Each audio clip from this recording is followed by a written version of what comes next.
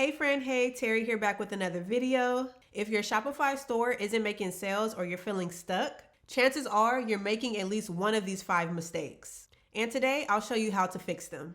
All right, mistake number 1, no clear niche or target audience. Why this matters is because you cannot sell to everyone.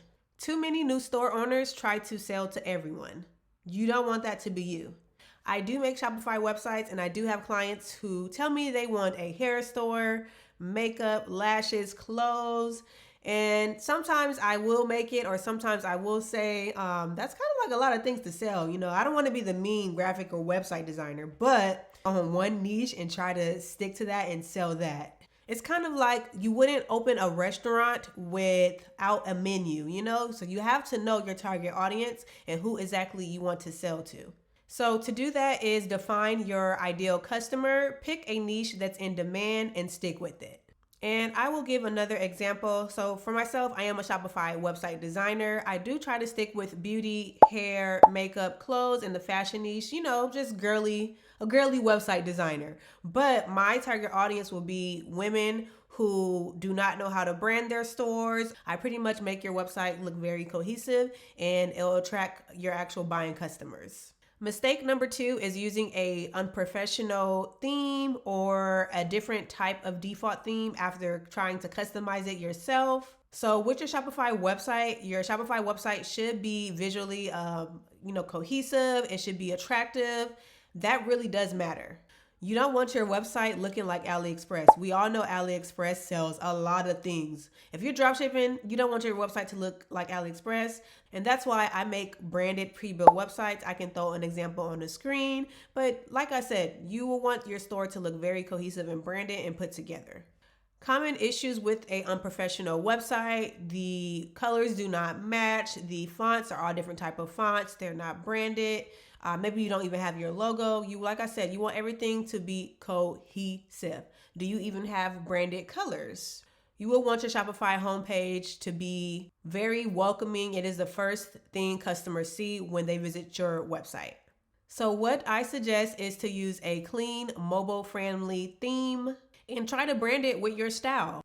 Mistake number 3, poor product pages. So the common issue with that is low quality photos, no product description, confusing price issues.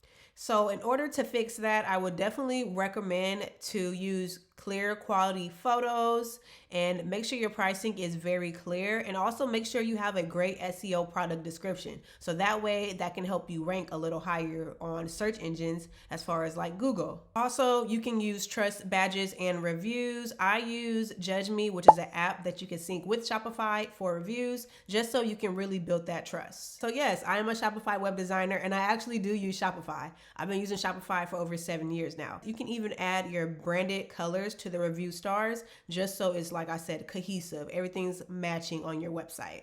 Mistake number 4 is no marketing strategy. I know, it sounds easy to just have a website and maybe the sales will come. But friend, I'm telling you right now, they will not come. You have to have a marketing strategy. Yeah, posting on social media is cool every now and then, but you should really have a marketing strategy. For myself, for example, I have a TikTok page for my fitness channel. I've been on my fitness journey for a little minute now, and I was posting very random. I did have a viral video, 60,000 views, but I did have a strategy behind that video. It was pretty much a before and after of my glute transformation. I pretty much grew my glutes in 8 months, and I'll throw a picture on the screen, but pretty much I had a strategy behind that photo and I knew it was going to go viral, and it actually worked. So you can even use ChatGPT to make a marketing strategy. You want to be sure you have a strategy and plan. Like I said, the customers will not just come.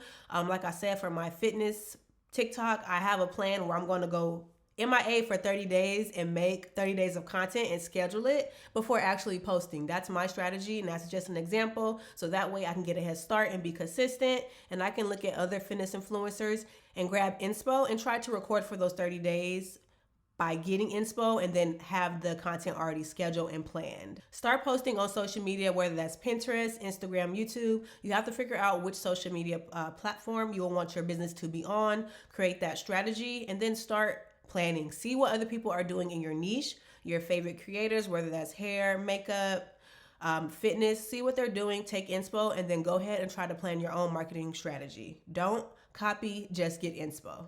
Mistake number 5 is ignoring your analytics and customer feedback. So like I said, you will also want to check your analytics weekly. You have to figure out what's your top seller, or what are people viewing the most, or maybe what do people like most on your social media that's going viral. Try to recreate that. And any customer feedback, I know when people tell me they want this, or maybe can I start adding this, I actually take my customers' feedback with my own business and I add it to my store. Anything that I sell, it pretty much came from a customer. I go based off of them, because obviously without them, I wouldn't make sales, right?